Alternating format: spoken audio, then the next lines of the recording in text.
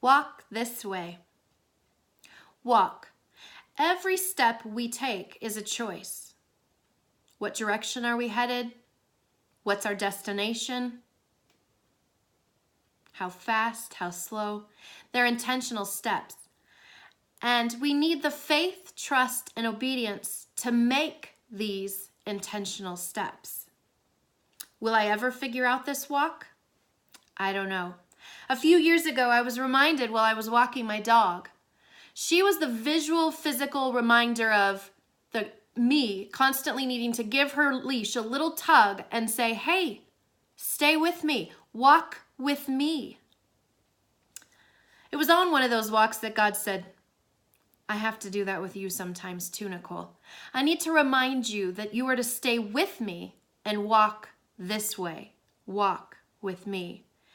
Psalm 147 tells us his pleasure, God's pleasure, is not in the strength of the horse, nor his delight in the legs of a man.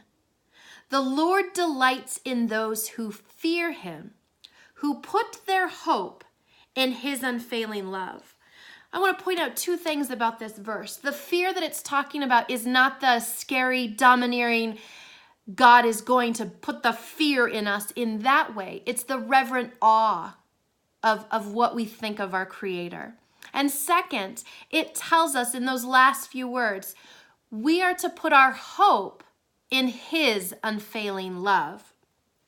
Again, this verse reminds me, it's not about me. It's not about how strong I am, if I'm going to get it figured out, if I'm doing it right.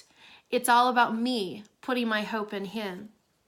James 1:25 tells us, but whoever looks intently into the perfect law that gives freedom and continues in it, not forgetting what they've heard, but doing it, they will be blessed in what they do. Friends, I want you to hear this verse spoken directly to you. So I've paraphrased it. Child of mine, look intently to me.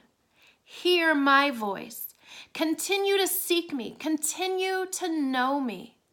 Don't forget about what I've said to you, what I've taught you.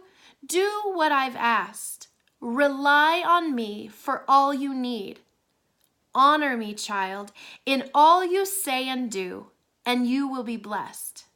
You see, it's about getting past what we can and cannot do and trusting, relying on what God can do. Friends, there's this thing that we will see that comes out of us, and it's the testimony of what resides in us. I'm going to say that again. Because of what comes out of us is our testimony of what resides in us. Walking with God is being in relationship with him.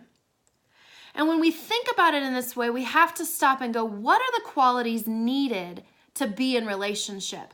To be in relationship with the engineer, I need to spend time with him. I need to know about him. I need to communicate with him, which is listening more than it is talking. We share life together. We do things together. This is relationship. And really, as weird and funky as it sounds, there is no difference with God. He desires that same intimacy, that same relationship, time spent, communication, sharing life's experiences. My life story and your life story are going to be different. So our walks with God are going to be different. They're going to look different. We're not going to do things the same way. We're not going to be in the same direction always. It's going to be intimate and personal between us and our Creator. And walking with God, this is going to come as a huge shocker. It's not something the world supports. Nope. It's not. And we're not going to get guidance or direction from this world on how to do it. Because Romans tells us very clearly, don't conform any longer to the pattern of this world. So our walk with God should not look like anything that this world offers or does or how it flows or functions. Because to walk with God and to stay in step with him, we need to have our eyes clearly fixed on him and him alone. The Bible is so good to us in so many ways. It's filled with some real people who had this walk with God going on. It goes back to Old Testament. We hear of Noah and Moses and David and Esther. Goes into the New Testament and we hear about Matthew and Mary and Paul. These were all real people. Were their walks with God perfect? No. No, they weren't. And so our walk with God is not going to be perfect.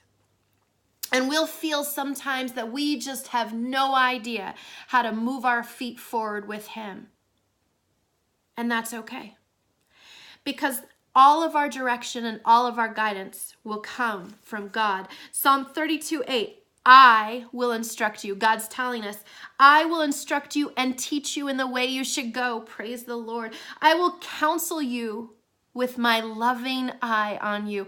I don't know about you, friends, but those last few words, God's loving eye is on us, and it never leaves us.